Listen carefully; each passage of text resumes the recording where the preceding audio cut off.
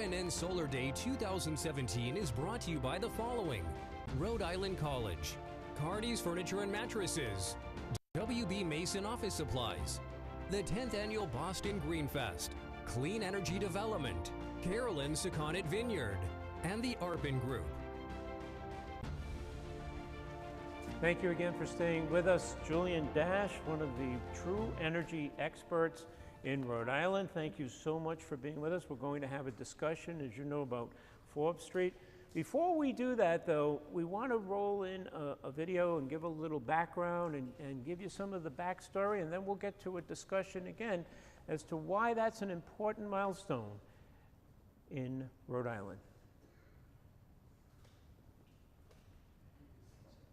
Wow, this is a beautiful site. Just give us a brief history of what it was, what it thought about becoming, and then, of course, what it is today, particularly that 20 acres back there.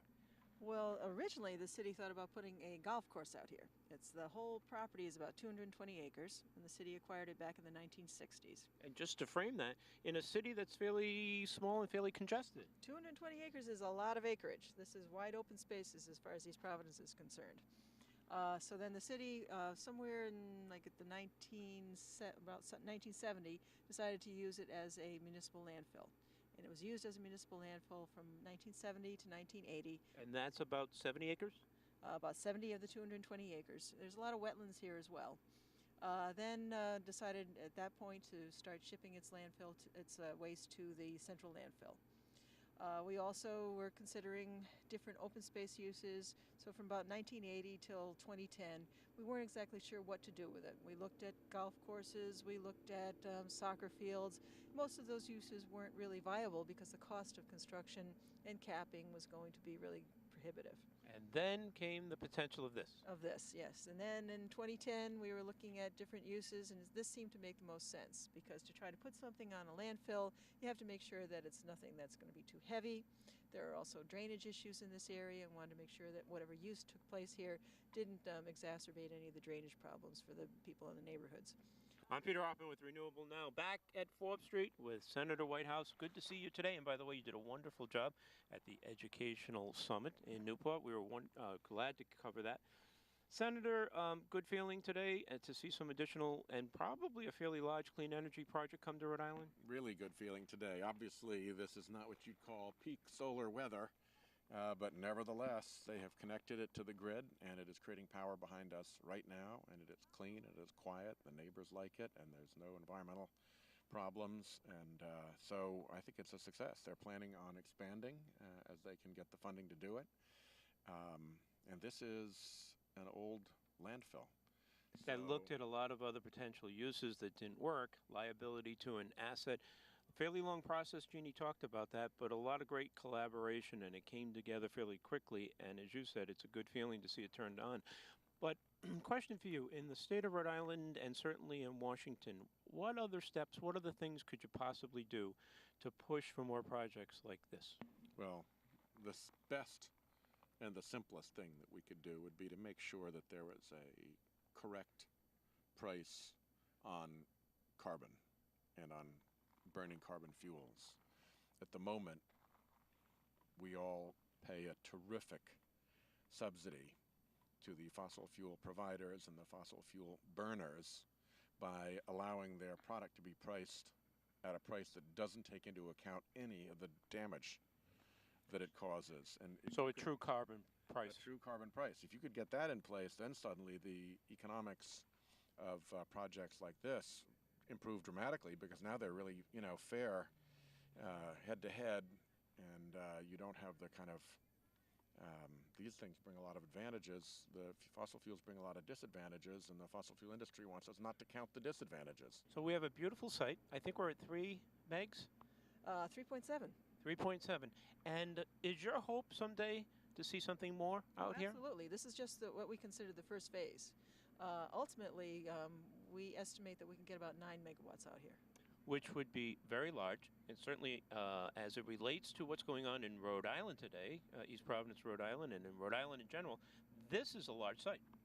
Right now, I think it's the largest solar site in Rhode Island. Julian, we check. Oops, was that me making all that noise? Must be the echo here in the mansion, right?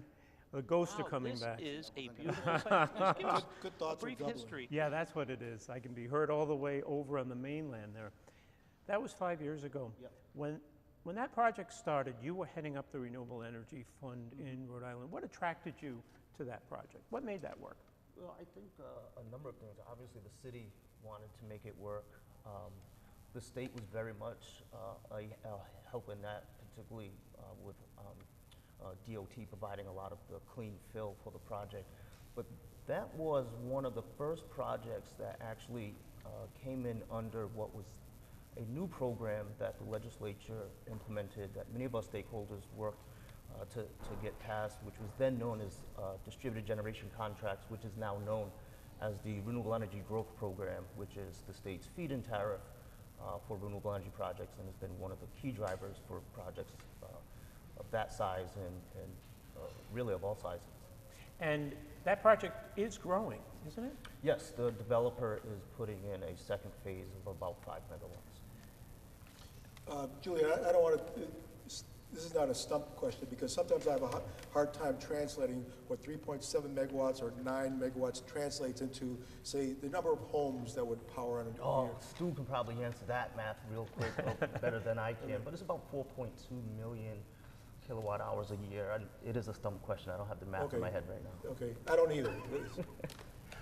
But it's always good, as you know, to kind of relate it to what is it providing in terms of home and percentages as we kind of move a state to 100%. As you think about what happened there, and you think about today, and you're involved with a lot of projects on school buildings, with municipalities, have things changed? Have they gotten better? Did we learn a lot? Are we even more efficient? Where are we today? We're better today. I think we're better today for a number of reasons. We continue to improve upon and expand the feed-in tariff program. The state has expanded the remote net metering program, which is what most public agencies and housing authorities are using to And secure. explain that really quick. That's a big deal, right? That So opens up- take the town of West Warwick, as you mentioned. They are powered 100% by their 3 wind turbines. The 3 wind turbines aren't even located in West Warwick. They're located in Coventry. That electricity is sent to the grid in Coventry, and then all of those credits are then sent back to each one of West Warwick's utility accounts. And Which works great because for those who don't know, Coventry has a lot of land. There's a Yep. lot of farmland. But it works West great, Warwick's pretty particularly dense, right? Yeah, particularly for the urban areas. Central Falls is doing the same thing. Central Falls literally doesn't have any real estate to put in renewable projects, so their project's actually going to be located in Richmond. And we're working with a number of municipalities. I'll go back to my question, and I'm probably one of the worst at this. As we talk about these projects, and we need these massive projects along with the smaller ones to get to the point where we can have, zero emissions by 2035 or whatever our goals are. And it's important to translate what those big numbers mean to the average person, so they can say, aha, I get it. It makes sense. Absolutely. So talk about kind of the mix that's going on here. We've talked a lot about solar, geothermal for heating and cooling. We have hydro. Not really too much hydro in Rhode Island. Not much? There's a couple projects proposed in East Providence along the 10-mile river, but that's probably the extent of it. Talk about kind of the mix, the technologies. Are we adding a lot more wind? Will we do wave energy? And then also as part of that, talk about the intellect around it. Do we have the labor? Do we have the training? Do we have the job skills? Talk about those two things. So for a while, we saw a lot of mix of proposed projects that did include some of the types of technologies that we don't have a lot of today, like hydro. We've even seen some wave projects proposed, and this was years ago. But why not more hydro with Well, all the rivers? I think right now, dams? we have a lot of rivers and dams, but the capacity and the flow isn't quite there. And then there's the environmental impact as far as fish passage and how do you manage that. So you take those complexities and you put them against the relative ease that we're seeing in support for more of the common solar and wind projects. we see more developers gravitating towards solar and wind, and we see the economics of solar or wind being that much stronger. More positive. Yep. Real quick, 1 minute, talk about, do we have the intellect, the job skills here? We do, and I think it's on two fronts. I think, especially since my time leaving the state, we've seen the state offices really staff up with a lot of smart people on the technical side and the policy side and the finance side. And then locally, we have enough skilled labor, but I do envision that we'll start to get short as more projects come on quickly.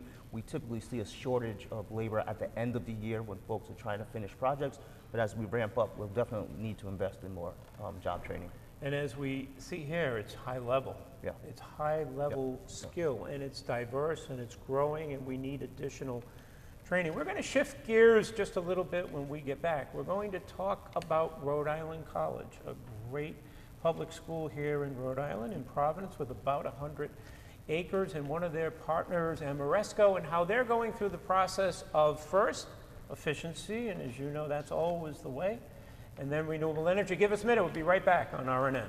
Good job. Thanks. Did you know that in order to power the entire Earth on renewable energy, we would need to install solar panels on over 191,000 square miles? Considering there are over 57 million square miles of land on Earth, we have room to spare.